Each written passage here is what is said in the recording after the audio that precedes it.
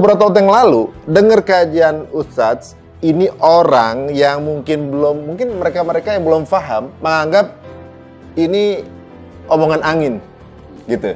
Menganggap cocokologi atau gimana. Sekarang, apa yang Ustadz dulu pernah ungkapkan di kajian, sekarang lagi kejadian. Karena Ustadz semuanya kan berasal dari, ada dalilnya, ada semua, ada patokannya. Jadi semua yang dikatakan di kajian akhir zaman berapa tahun yang lalu, sekarang kok kayak lagi kejadian sih, gitu kan. Nah, makanya apa yang kemudian pembahasan Ustadz mengenai akan terjadi ke depan sesuai dengan rujukan kita, Al-Quran dan Hadis. Tentunya ya, nggak mungkin nggak akan kejadian sesuai dengan apa yang Rasulullah SAW sudah katakan. Nah, Ustadz, tandanya pada saat emang inilah Imam Mahdi itu apa ciri-cirinya? Baik, bagus. Peperangannya atau apanya gitu, jangan sampai salah-salah, Ustadz. Bagus. Kemarin ini ada yang agak heboh ya, bahwa Imam Mahdi itu sudah ada di Pakistan. Itu termasuk heboh. Siapa namanya Muhammad apa? Aduh, ramai juga tuh. Iya, dia Muhammad Qasim. Saudaraku, bukan. Kenapa dikatakan bukan? Inilah kita dibimbing oleh Allah dan Rasulnya pakai Al-Quran dan Hadis. Kata Rasul, aku tinggalkan pada kamu dua pusaka. Bila kamu berpegang erat kepada kedua-duanya, kamu tidak akan pernah sesat selama-lamanya. Al-Quran dan Sunnah. Jadi utusan daripada Muhammad Qasim itu yang mengaku di Indonesia ini mereka yang pegang, mereka datang ke rumah kita, ke pesantren kita. Udah ketemu? Udah ngelobi kita, ngajak kita. Kami katakan, kita panduan kita Al-Quran, Hadis. Jadi selama kita berpegang pada Al-Quran dan Hadis, apapun yang datang kemudian kita akan sesuaikan dengan Al-Quran dan Hadis. Maka menurut Al-Quran dan Hadis, khususnya ada hadis Nabi, enggak memenuhi syarat. Apa tuh? Muhammad Qasim ini sebagai Al-Mahdi, di part mananya enggak? banyak, sangat banyak. Mulai dari bentuk fisiknya, umurnya, semacamnya, banyak sekali nggak ada kesesuaian. Lagi pula Al-Mahdi ini nanti kemunculannya dari Madinah Al-Munawwarah. Lah ini dari Pakistan. Ya. Imam Mahdi itu munculnya di usia 40-an. Lah ini sudah lewat 50. Jadi sangat nggak cocok ya. Banyak sekali ketidakcocokan. Wajahnya, fisik dan semacamnya nggak cocok. Imam Mahdi itu keren. Ya, dadanya bidang, bulu dadanya halus, ya, kemudian pinggangnya ramping, perutnya six ya. Bagus banget gitu. Kalau itu gendut, masukin Imam Mahdinya kayak gitu. Ya, jadi nggak cocok. Oleh karena itu kita katakan, bukan. Imam Mahdi yang satu ngomong gitu lucu juga. Masa Imam Mahdi kayak gitu? Jadi misalnya bukan ada bagaimana aja, maksudnya kita profil kita Imam Mahdi sosok hero terakhir. Cakep gitu. Banget harus ideal kan? Yeah. Memang hidungnya keren, alisnya, semuanya indah. Kalau kita melihat dia, seperti nggak mau kita memalingkan wajah kita. Cakep orangnya, ya. Rambutnya ikal, warna kulitnya memang warna kulit kita. Agak kita hitaman kata Rasulullah. Bibirnya atas yang bawah itu sama tebalnya. Pokoknya ada. Bahkan cara ngomongnya pun Nabi rinci. Kemunculannya kata Rasulullah. Nah ini kemunculan yang paling penting. Itu dalam ceramah-ceramah kita, nanti silahkan saksikan di roadshow dakwah kami seputar Jabodetabek dalam 1 minggu ke depan. Ini akan kita rinci ya tentang masalah rute perjalanan akhir zaman ini, ya, tentang terkhusus dari Palestina ini. Insya Allah siapa yang ada di beberapa titik pengajian kita silakan merapat, ya. Jadi ciri khas kemunculan Al-Mahdi itu satu, ciri khasnya Arab Saudi, penguasa Mekah Madinah ini akan kacau dulu dengan perebutan kekuasaan. Sekarang kan belum, berarti belum tuh. Yang kedua, di tengah-tengah itu nanti akan dibunuh seorang lelaki. Yang lelaki ini membuat kematiannya dengan cara dibunuh, membuat orang beriman seluruh dunia marah. Dan seluruh malaikat di langit pun marah. Ini hadisnya juga sahih, ya. Malaikat di langit marah, orang beriman sedunia marah. Berarti laki-laki ini harus famous, harus terkenal nih. Terkenal dan saleh. Dicintai, terkenal dan dicintai. Dan dia matinya dibunuh. Sedang marah-marah itu terdengarlah berita seorang lelaki dibaiat di depan Ka'bah. Itulah Al-Mahdi. Jadi ibaratnya hiburan dari kemarahan ini adalah Al-Mahdi muncul. Ini siapa? Itu yang kita nggak tahu. Makanya kita tidak boleh menebak ini siapa orangnya. Walaupun boleh-boleh saja kita coba-coba, tapi nggak boleh memastikan ya. Kalau kami dulu pernah mencoba menebak-nebak, tetapi sekali lagi ini bukan. Serahkan yang pasti kepada Allah. Siapa yang kita tebak-tebak, ya sah-sah saja. Syaratnya orang beriman, terkenal, bermanfaat untuk Islam, orang beriman mencintainya. Yang kami pernah urut nama-nama mereka, dan bisa jadi bukan mereka ini. Di antaranya adalah Zakir Naik. Iya. Zakir Naik, siapa orang sedunia nggak kenal dengan dia? Ya, kemudian berikutnya Recep Tayyip Erdogan, ya. Kemudian Presiden Persatuan Ulama seluruh dunia yang kemarin ada di Qatar dan sekarang sudah meninggal ya, Profesor Dr. Yusuf Al-Qaradawi. Kemudian bahkan ini sendiri Raja Salman sendiri, Raja Salman sendiri sangat mencintai ulama, beda habis dengan anaknya, beda. Kemudian juga Habib Rizik Syihab, karena dia karakter yang dunia menjadi ilham, beliau ini inspirasi dan ilham kebangkitan Islam seluruh dunia adalah Habib Rizik, sehingga Man of the Year itu di 2016 kan beliau namanya melejit nomor 1 di dunia. Jadi beliau ini adalah tokoh-tokoh yang ditargetkan kematiannya. Ada lagi beberapa nama yang lain, tapi sekali lagi kita tidak boleh memastikan. Nggak boleh nebak. Ya, menebak sih sah-sah saja. Maksudnya nggak boleh memastikan. Bisa jadi bukan itu. Tapi yang jelas orang ini sudah dikenal oleh orang Islam, orang beriman seluruh dunia dan ada di hati orang beriman. Mungkin karena jasanya besar untuk Islam atau apa ya. Tapi dia matinya dengan cara dibunuh, dan ini menunjukkan marahnya orang beriman seluruh dunia. Bahkan malaikat di langit pun marah. Lalu Allah hibur orang beriman ini dengan terbaiat Imam Mahdi. Di situlah orang beriman berlomba-lomba ingin berbaiat kepada Imam Mahdi. Jadi kalau sebelum itu ada, maka tidak ada Imam Mahdi. Berarti ada kemungkinan calon Imam Mahdi ini sudah hidup. Dengan izin Allah. Di dalam kajian kita, kita meyakini dia sudah ada saat ini. Tapi yang mana orangnya kita nggak tahu. Nggak tahu. Ya. Jadi kita tidak boleh memastikan. Kita tidak. Tapi cuma mempelajari pola. Kita mempelajari tanda-tanda aja. Ketika Nabi menyebutkan tanda-tanda, itu tugas kita apa? Mempelajari sesuai nggak? Iya, gitu. Benar. Ini sesuai dengan nubuahnya nggak ya? Nubuah. Jadi begitu juga kalau Nabi mengatakan Al-Mahdi itu muncul di musim Arab sudah bersalju. Sekarang sudah. Arab sudah bersalju. Arab sudah jadi jahiliyah. Arab sudah apa? Tinggal kita menunggu ini. Mereka saling berlomba memperbuatkan kekuasaan. Yang sekarang belum. Nah, ini yang perlu menjadi kunci. Lalu meninggalnya seorang laki-laki tadi. Dan ada seorang laki-laki dari Madinah diburu dan dikejar oleh pasukan infanteri dari Damaskus, Suriah. Sejumlah 300 orang. Pasukan ini masuk ke Madinah, mengobrak-abrik kota Madinah dan memaksa penduduk. Katakan di mana orang ini, yang fotonya ini, ibaratnya begitu kan. Buronan dia. Ternyata laki-laki inilah Al-Mahdi yang akan dibunuh oleh 300 orang ini. Orang luar juga doang pelajari. Orang luar mempelajari laki-laki ini positif dia di Madinah. Maka dikejar ke sana, ternyata seperti Nabi Musa, dia udah lari duluan meninggalkan Madinah menuju Mekah. Yang mengejar masuk ke Madinah. Nah, dia paksa orang-orang yang ada ulama-ulamanya dipaksa. Katakan, di mana laki-laki ini? Terakhir karena nggak mampu disiksa, ada yang berani ngomong. Dia sudah duluan ke Mekah. 300 orang ini mengejar ke Mekah. Pasukan darat ini mengejar. Saat mereka sampai di Al-Baida, kata Nabi. Al-Baida itu sebuah kota kecil, perbatasan istilahnya dari Mekah ke Madinah. Situ mereka tenggelam.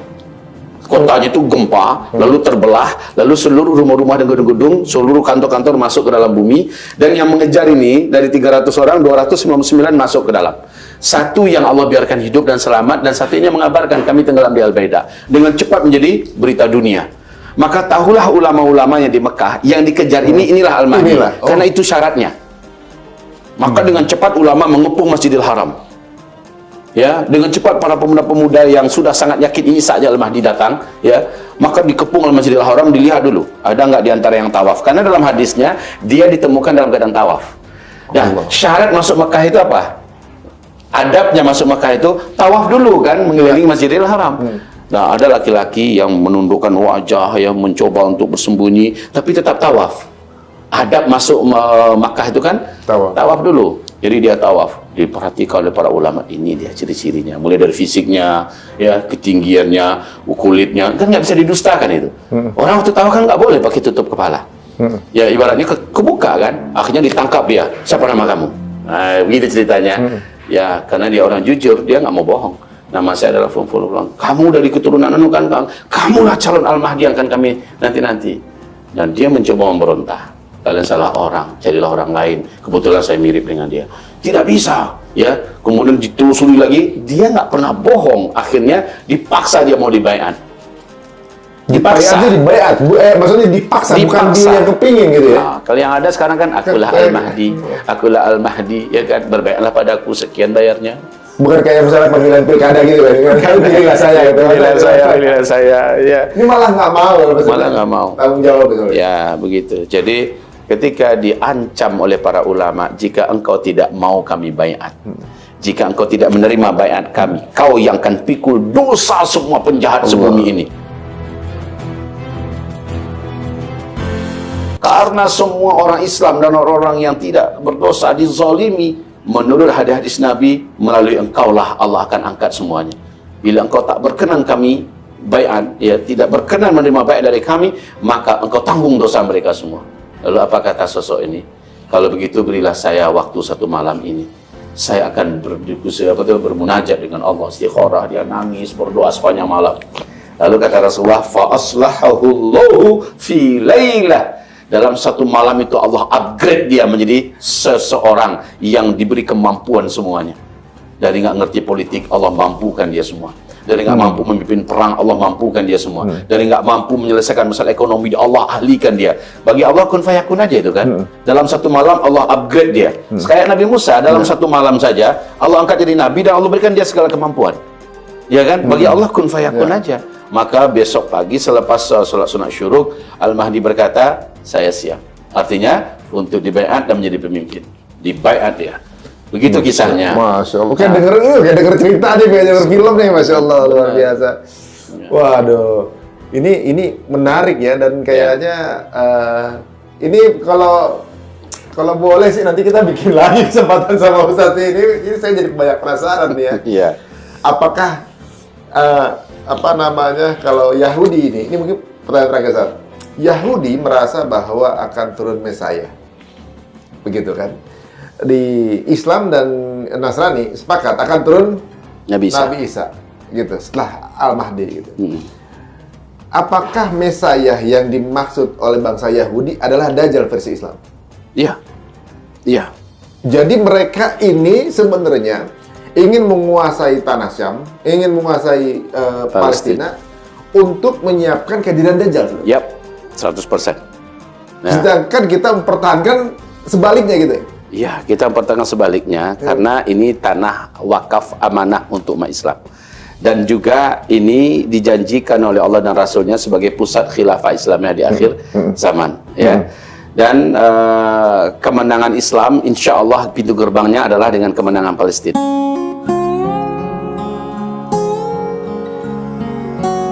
Bismillah. Nah, Bismillah. Pertanyaan lagi, Ustaz. Ya. Aduh, panjang terus nih. Ya. Bagaimana proses tembusnya Dajjal oleh Imam Mahdi? Kalau menurut Imam Mahdi malah tidak berdaya melawan Dajjal. Oh begitu? Imam Mahdi ini sangat perkasa, sangat berdikjaya.